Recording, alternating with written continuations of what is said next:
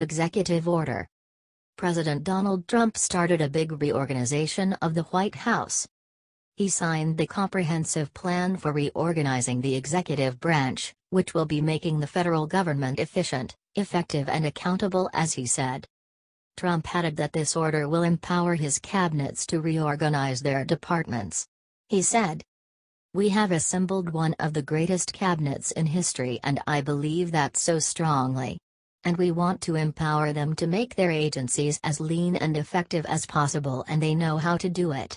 Today there is duplication and redundancy everywhere. Billions and billions of dollars are being wasted. This order requires a thorough examination of every executive department and agency to see where money is being wasted, how services can be improved, and whether programs are truly serving American citizens. This will cause the Office of Management and Budget to oversee the evaluation, which will re-establish governmental function and eliminate all the unnecessary agencies, components of agencies and agency programs."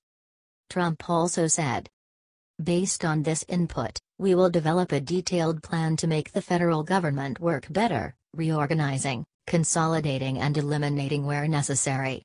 In other words, making the federal government more efficient and very, very cost-productive. So we're going to do something, I think, very, very special." One of Trump's campaign promises was that he will cut the size of the federal bureaucracy, and in February he said that he is leaving some existing jobs vacant purposefully. "A lot of those jobs, I don't want to appoint, because they're unnecessary to have. You know, we have so many people in government, even me. I look at some of the jobs and it's people over people over people. I say, what do all these people do? You don't need all those jobs. Many of those jobs I don't want to fill. I say, isn't that a good thing? That's not a bad thing. That's a good thing. We're running a very good, efficient government. What do you think of this? Share your opinion."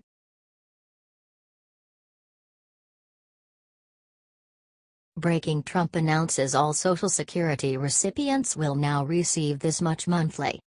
2017 is bringing modest payment increases for Social Security recipients. The average monthly payment will increase to $1,360 for single recipients and about $2,260 for married couples. Recipients who want or need to work will be able to earn more in 2017.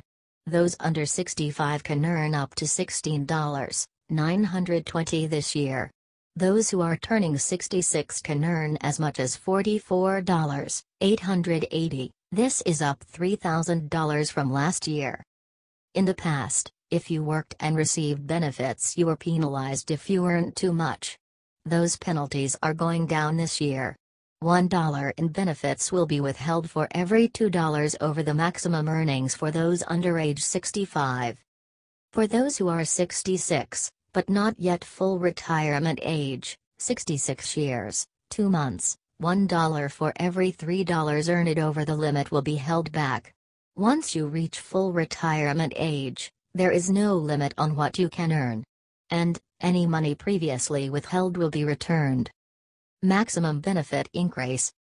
The maximum benefit payment a person at full retirement age is allowed to receive is going up to $2,687.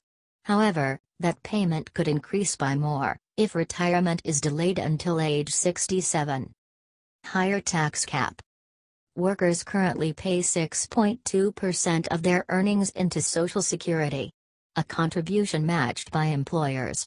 Once maximum earnings are reached, nothing above that amount is taxable. In 2016, the maximum earning amount was $118,500.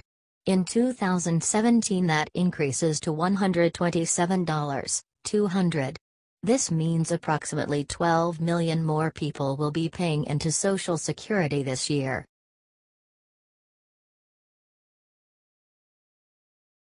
You won't believe who President Trump is going to start charging for food stamps. He is a genius.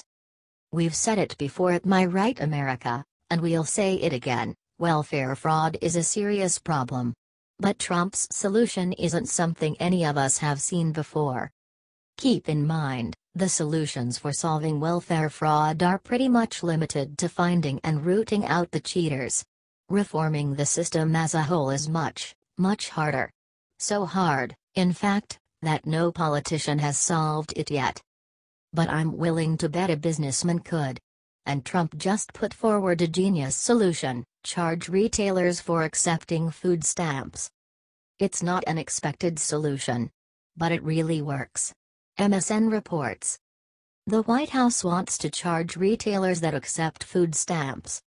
The Office of Management and Budget said the fee would be assessed when stores sign up and would require renewal after 5 years. The president's budget estimates that the fee would generate $2.4 billion in revenue over the next decade. An OMB official described the fee as modest and reasonable, emphasizing that some large retailers redeem $1 billion or more in food stamp benefits each year. This really is something genius. Think about it. Stores that accept food stamps make a ton of money off the federal government, and ultimately the taxpayers. And if they're going to be making that money, shouldn't they be held responsible for making sure that every transaction is fair? And what better way to make sure that every transaction is fair than by charging stores for food stamp purchases? That way, freeloaders won't be allowed to buy booze and cigarettes with taxpayer funds. It's brilliant, businesslike, and common sense. Which means that some liberal somewhere is going to protest it. And they did. The Food Marketing Institute said, "We oppose the flawed policy of imposing fees on food retailers in order to reduce the cost of the federal government's nutrition assistance benefits to the most needy in our society." I love everything about this. A lobbying group puts forth a vague and poorly worded sentence that says, in a nutshell, "I don't like what Trump is doing," without, of course, explaining exactly what is wrong with Trump's proposals. Because, take note, no one can pinpoint any holes in this policy. All they can do is make vague statements about how bad it is. That's the last gasps of a dying group of DC politicians, folks. Trump is changing DC. We should stand behind him.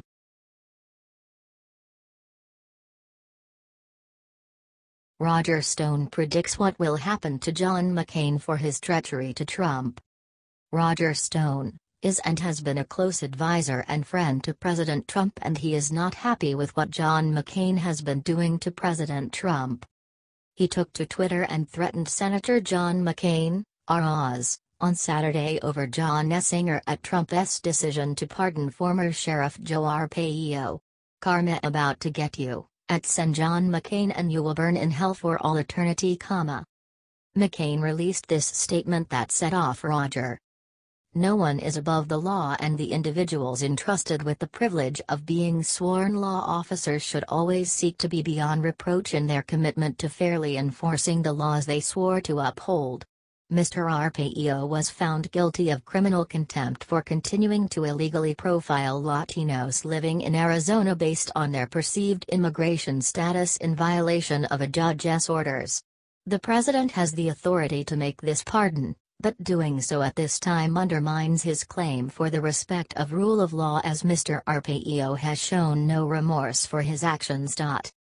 But that is not the only reason Roger is furious at John. Advertisement. The healthcare debacle was a brutal blow John struck for some still unknown reason. Maybe Roger knows, and of course there is the Russian scandal, which McCain has been happy to run point on. McCain has been highly critical of Russia and very anti-Trump, particularly the Kremlin's increasingly aggressive cyber attacks and hacking campaigns. He is a warmonger and a scumbag, so of course, he calls out Russia at every turn. He wants a war.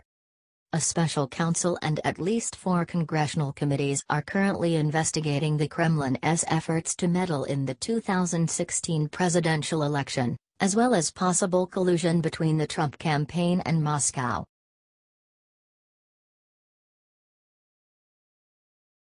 Breaking: he did it. Finally he did it. President Donald Trump will order the Environmental Protection Agency, EPA, and U.S. Army Corps of Engineers to review the Waters of the United States (WOTUS) regulation, effectively repealing another major Obama-era policy. Trump wants the EPA and the Corps to make sure waters are kept free from pollution, while at the same time promoting economic growth, minimizing regulatory uncertainty and respecting the role of states and Congress. The EPA and the Corps will repeal or revise parts of WOTUS that don't match those policy goals, according to a copy of the order obtained by the Daily Caller News Foundation. Trump is expected to sign the order Tuesday. Trump will order federal officials to interpret the term navigable waters in a manner consistent with the opinion of Justice Antonin Scalia in Rapinos v. United States, a departure from the Obama administration interpretation of federal power. Supreme Court Justice Antonin Scalia, who died in 2016, wrote in his plurality opinion for Rapinos that navigable waters refers to relatively permanent, standing or flowing bodies of water and not ephemeral flows. Scalia also argued a hydrological connection is not a wetland under the Clean Water Act since it must have a continuous surface connection with the water of the United States, so it is difficult to determine where the water ends and the wetland begins. Scalia quipped the Corps has stretched the term waters of the United States beyond parody, in his plurality opinion. Though because there was no majority, the Federal Appeal Court's decision favoring the Corps stood. Trump promised to repeal WOTUS on the campaign trail. EPA and the Corps finalized the rule in 2015, arguing it was necessary to clear up jurisdictional confusion in the wake of two U.S. Supreme Court cases. Republicans, farmers and industrial groups have called the rule an EPA power grab because it extends the agency's powers to new heights over ephemeral waters not physically connected to waters of the U.S. 32 states filed suit against EPA and the Corps to get federal judges to strike down the rule. EPA Administrator Scott Pruitt sued to have the rule overturned, while Attorney General of Oklahoma, a federal judge in North Dakota, issued a stay against WOTUS in August 2015, suggesting there could be legal issues with the rule. From the beginning, however, Republicans were pointing to big problems with how WOTUS was crafted. Utah Representative Jason Chaffetz, the chairman of the House Committee on Oversight and Government Reform, issued a report that found high-level White House staffers assured environmentalist groups the administration would quickly finalize the WOTUS rule. That caused the career staff involved in developing the rule to feel pressure to meet accelerated timelines, which caused deficiencies in the regulatory process, according to Chaffetz's report. The Government Accountability Office found last year that EPA had violated federal anti-lobbying rules by conducting a massive social media campaign with environmentalists to promote WOTUS. Ohio Republican Representative Bob Gibbs introduced legislation Monday night to fully repeal WOTUS, but that effort could fall flat if EPA review the rule and repeals parts lawmakers oppose. Farmers in Ohio and across the nation cannot afford more costly and burdensome regulations from a Washington bureaucracy that thinks it knows best, Gibbs said. Source: Daily Caller.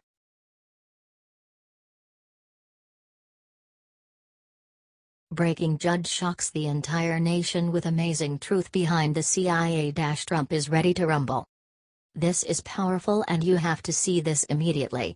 Judge Andrew Napolitano went live on Fox News and said something beautiful, powerful and truthful. Judge Napolitano, unlike many of his colleagues, decided to share the truth with the nation, and what he said will touch you. Donald Trump is not a tool in the hands of the elitists, consumed by his ambition, like a career politician, but an honorable and wise man in service of the people. Watch the whole interview below. Judge Andrew Napolitano joined Lou Dobbs tonight and discussed the issue of the wiretapping that took place against President Trump. Judge Napolitano explained that if Trump really wanted to hurt the CIA and the deep state, then he needed to do one thing. The deep state has a very wise and shrewd adversary, the man in the Oval Office. For the first time in the modern era, the man in the Oval Office is an adversary of the deep state and not a tool of it. This video is via Lou Dobbs tonight. We need to request that our elected men and women in Congress do their job and look over what the CIA is doing. These people are operating with executive powers and without authority. The deep state is doing things to the American people that you didn't vote for and that you paid for. The motto of this country used to be no taxation without representation. Say it loud, no taxation without representation. HT Liberty Writers News. This is the truth. The roots of the USA are in the Republican Constitution and the freedom spirit kept with generations from our forefathers until today. A Lincoln said something very important 1 week before he was assassinated, but the mainstream media and the liberals tried to hide it. The people of these United States are the rightful masters of both Congresses and courts.